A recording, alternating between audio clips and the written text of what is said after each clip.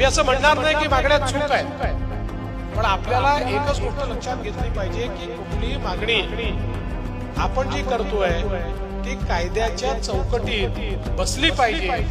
छत्रपती शिवाजी महाराजांचे मावळे 18 पगड जातीतले मावळे एकमेकांसमोर उभे आहेत, एकमेकांच्या विरोधात उभे आहेत, अशा प्रकारचं चित्र या महाराष्ट्राला भूषणावं नाही। 1 लाख मराठा तरुणांना उद्योजक बनवण्याचा विक्रम हा नरेंद्र पाटील साहेबांनी या ठिकाणी करून दाखवला। खरं तर एक गोष्ट निश्चितपणे आहे की स्वर्गीय अण्णासाहेब पाटलांनी या ठिकाणी मराठा समाजाकरता बलिदान दिलं। ज्यावेळी त्यांनी बघितलं की स्वराज्याचं रक्षण करणारा हा समाज, गावगाड्याचं नेतृत्व करणारा हा समाज, पण या समाजाला एक प्रकारे कुठेतरी अडचणीत आणण्याचं काम झालेलं आहे, त्यावेळी या समाजाला प्रतिनिधित्व मिळालं पाहिजे। कुठेतरी नोकऱ्यांमध्ये, शिक्षणामध्ये समाज पुढे गेला पाहिजे, या दृष्टीनं स्वर्गीय अण्णासाहेब पाटलांनी त्या काळामध्ये ही मागणी केली की आर्थिक निकषावर या ठिकाणी हा मागास असलेला समाज आहे, या समाजाला त्या ठिकाणी आरक्षण मिळालं पाहिजे। दुर्दैवाने त्यांची मागणी ही मान्य झाली नाही, त्याच्याकडे दुर्लक्ष झालं। अतिशय व्याकुळ अण्णासाहेब पाटील अतिशय व्यथित त्या ठिकाणी झाले आणि त्यांनी निर्णय केला की जर मराठा समाजाला मी न्याय देऊ शकत नसेल तर माझ्या जीवनात कुठलाही अर्थ नाही, आणि त्यांनी आपलं बलिदान हे मराठा समाजाकरता त्या ठिकाणी दिलं। खऱ्या अर्थानं आज जी काही मराठा समाजाची चळवळ उभी झाली ती चळवळ ही अण्णासाहेब पाटलांमुळे उभी झाली, हे आपल्या सगळ्यांना लक्षात घेतलं पाहिजे। आणि हे खरं आहे की अनेक अडचणी अजूनही आहेत। मला आठवतं मी मुख्यमंत्री असताना आपण मराठा समाजाला आरक्षण दिलं।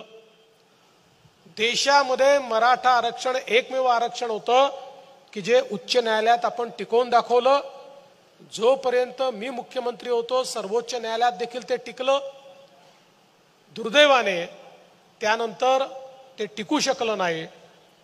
पुन्हा माननीय मुख्यमंत्री एकनाथरावजी शिंदे यांच्या नेतृत्वामध्ये 10% आरक्षण आपण दिलं। दरम्यानच्या काळामध्ये माननीय मोदी साहेबांनी ईडब्ल्यूएसचं आरक्षण दिलं, त्याचाही फायदा मराठा समाजाला मिळत होता।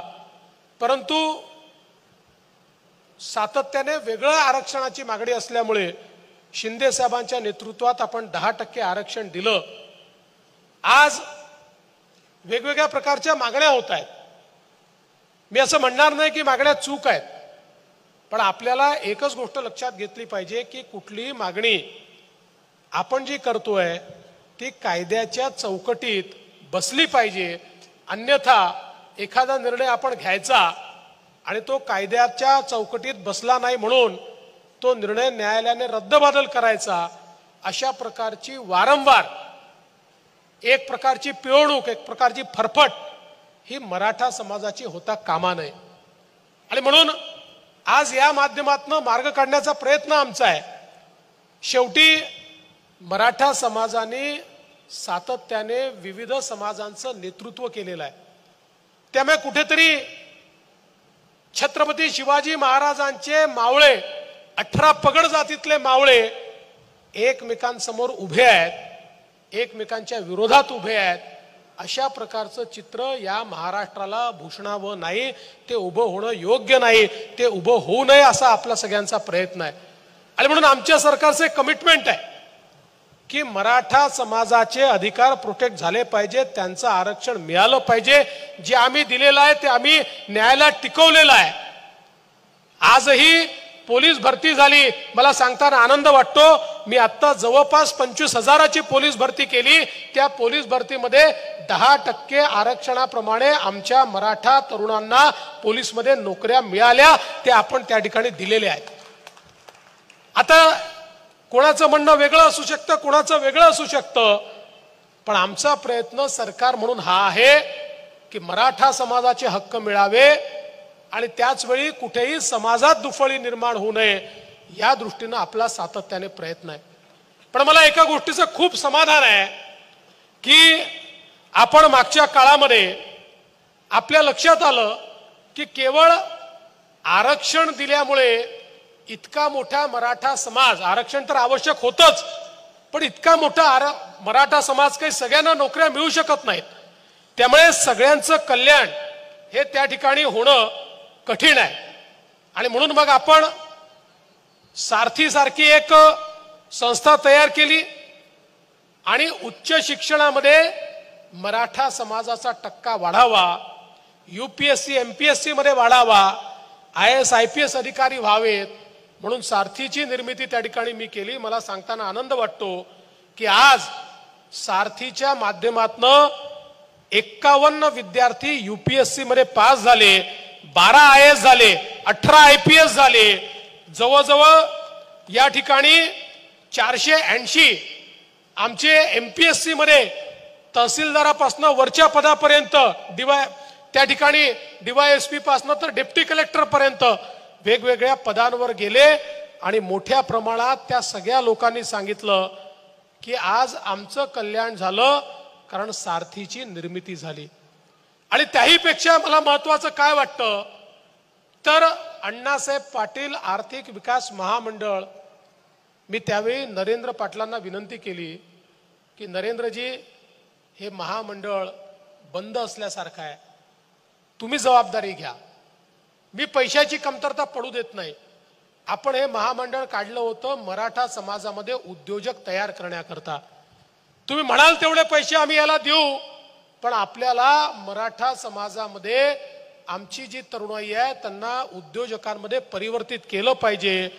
आणि मी खरोखर माझे मित्र किंवा माझे भाऊ आहेत म्हणून नाही म्हणत, पण मी खरोखर सांगतो आज जे काम या आर्थिक विकास महामंडळामध्ये नरेंद्र पाटलांनी करून दाखवलं हे खरोखर मला असं वाटतं या देशामध्ये कुठल्या आर्थिक विकास महामंडळाच्या अंतर्गत झालं नाही।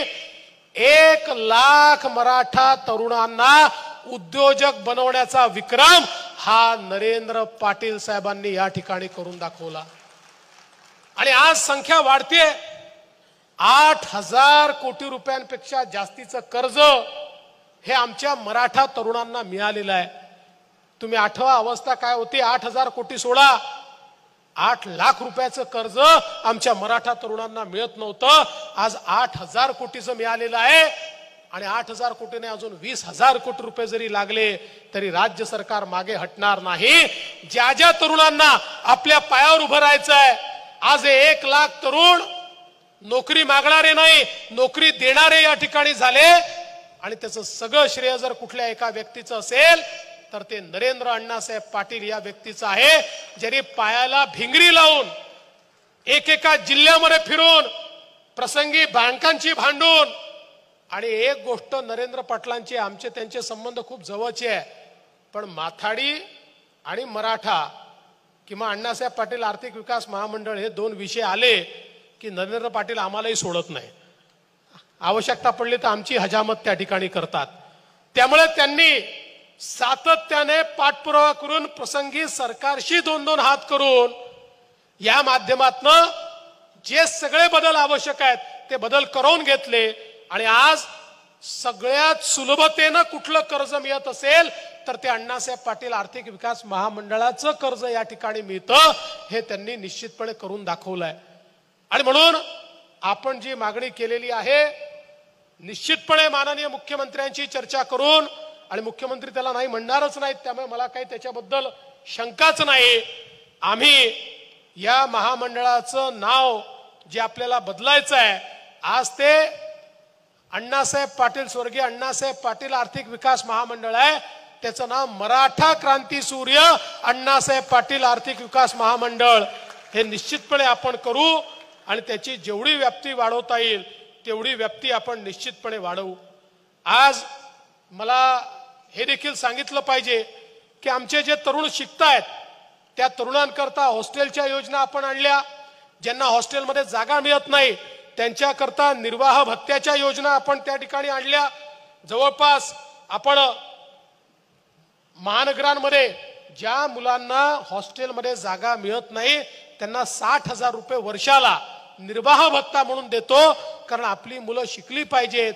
मागच्या काळामध्ये फी मध्ये 50% सवलत दिली, आता तर मुलींना 100% सवलत आपण त्या ठिकाणी दिलेली आहे. मोठ्या प्रमाणात आपली मुलं शिकली पाहिजे अशा प्रकारचा प्रयत्न आमचा आहे.